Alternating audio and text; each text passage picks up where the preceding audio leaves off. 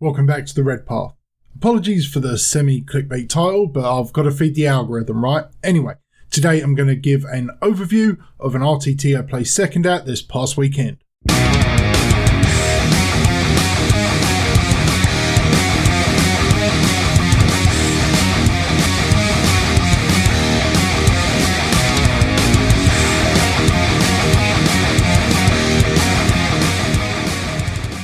So about a month ago, Dara and I chatted about my first competitive play since COVID eased off, and I thought I'd do a bit of a follow-up. Once again, this event was hosted by the great guys at Gemhammer, who are now also part of the Great Lakes gaming circuit. 16 players signed up for this one, but with a late arrival and a drop or two, I think only 12 ended up playing the full 3 games.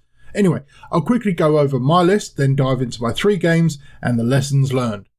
Anyone who follows here or is in the Discord should be aware of the list archetype I'm building towards, a slow burn World Eaters army that attempts to survive the early aggression of ranged armies, do well with particular secondaries, and attempts to pounce from round 3 onwards. It doesn't deny the opponent primary points very well, so it can be a bit of a gamble, but generally it does seem to do the business.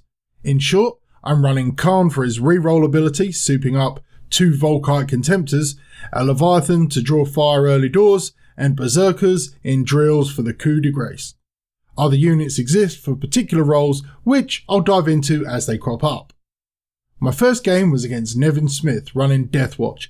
Nevin is certainly one of the stronger players in the area, often winning local events or at least getting on the podium.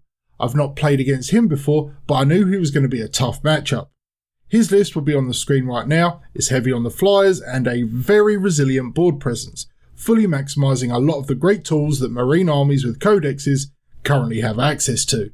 We played Mission 11, which was Retrieval. This one has 6 objectives. It's on the old Hammer and Anvil deployment, and it's a hold 1, hold 2 or hold more type of primary scoring. I've not really taken much anti-air into my list because I've been waiting to see how the AdMech meta stabilises, but this battle taught me the lesson pretty soundly that I should have. Combining that with a critical deployment error that cost me my jump pack lord early on, the only real anti-air threat I currently run, this severely hampered my chances. I'll be honest, the sheer volume and speed of those flyers and the fact that I likely couldn't have brought more than 1 down had I gone first meant I was in a very tough spot no matter what. Sometimes you play a list that you're just not equipped to deal with, and when it can almost entirely remove your scoring opportunities in the first turn, you're left with only hard decisions to make. Complete kudos to my opponent. It is a competitive game and you have to play to win. He did, and he beat me soundly, fair and square. So I kicked off the day with a 91-34 loss. There were few iterations where I think I could have won this, if I'm honest, and those generally rely on poor strategy and poor luck from my opponent. Though I believe I could have scored around 20 points more had I deployed a little better, still, that was that. Good win to him. The second game was against Benjamin McDonald and his Ultramarines on the Scouring, which is Mission 23, a much more claustrophobic version of Hammer and Anvil. For me, this is a godsend. Any sort of mission which clusters my opponent up really feeds well into my typical secondary picks, engage in all fronts, retrieve Octarius, and whatever is needed. Here I took Assassinate as my third, as he was running I think 5 characters that I knew I would have to get to. Ben was a relatively new player with about 9 or 10 games of 9th under his belt. I'm not too hot on what the best choices for Ultramarines are right now meta-wise, but I do know that Marines in general have tools for almost every occasion, and Ultramarines doubly so. Between the Judiciar, a Tau-like Overwatch stratagem, and fall back and shoot, I knew every combat I made had to be lethal.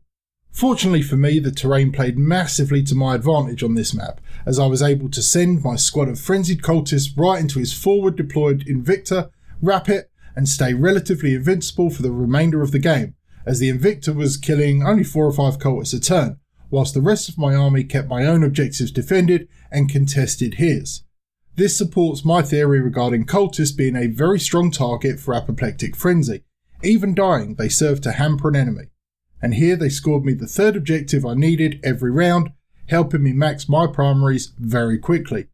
This one ended 90-31 in my favour and placed me in 5th for the final round.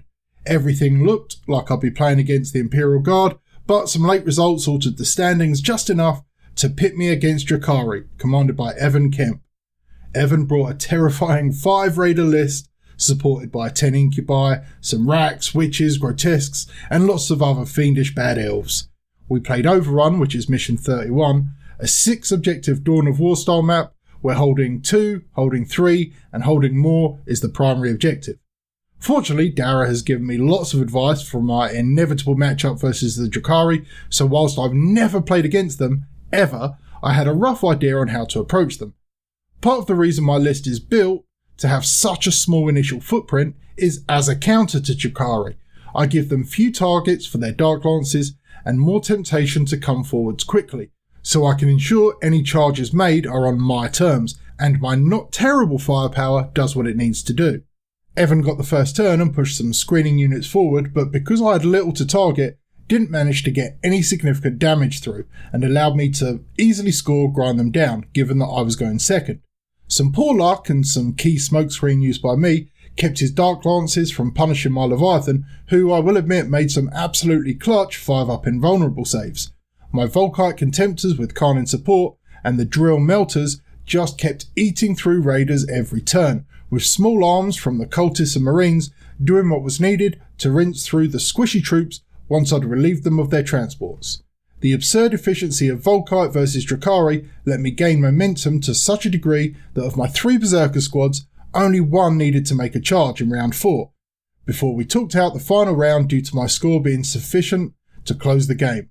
I managed to take this one 82 to 64, having everything left on the table except my cultists, my Raptor squad, and 1 Contemptor, whereas the Drukhari had only 3 weakened units remaining.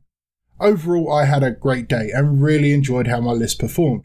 I had some good luck, some bad luck, some plays that made me proud of myself, and some complete oof moments. All of my opponents were great to play against and absolute gents, and the event was a lot of fun in a great environment. I'm already scheming some minor changes to how my list will function, but I think for the most part I've got about 95% of what I need for my LVO preparedness. Short of a codex dropping and making me rework the entire thing, I think I've got a list that might go 3-2 or 3-3 at a GT and maybe get me 2-4 at something like the LVO. I don't see me scoring more than 2 wins though with that level of competition. If you've got specific questions about my list or want to know more, definitely drop into our Discord. We're always trying to refine the World Eaters as much as possible, and we do have some pretty stellar memes. By the time this video drops, our merch store should be up and running. The link will be below, if that's something you're interested in. And if supporting the channel through Patreon is something you'd consider, please also check out that link for ways to get involved there. Patrons get a tidy discount to merch, as well as several other perks accessible at different tiers. Alright, I feel dirty just talking about that, so I'm going to sign off. Until next time folks, stay healthy, stay safe, and kill main bird.